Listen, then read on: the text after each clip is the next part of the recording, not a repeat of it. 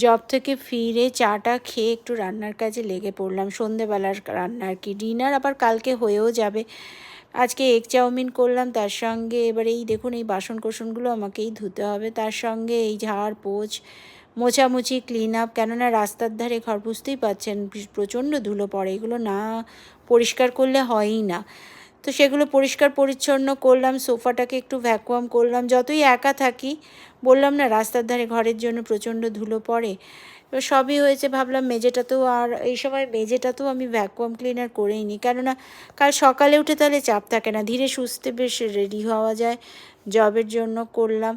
এরপরে প্রচণ্ড গরম পড়েছে, ভাবলাম না গাছগুলোতেও তো জল দিতে হবে, তো গাছগুলোতে জল দিয়ে দিলাম। সারাদিন গাছগুলোতে এত রোদের তাপ হয়, তারপরে ভাবলাম এই করতে করতে দেখলাম কোথা দিয়ে সন্ধ্যে 7টা বেজে গেল, না খেয়েই নি, ডিনার যত তাড়াতাড়ি করব তত ভালো।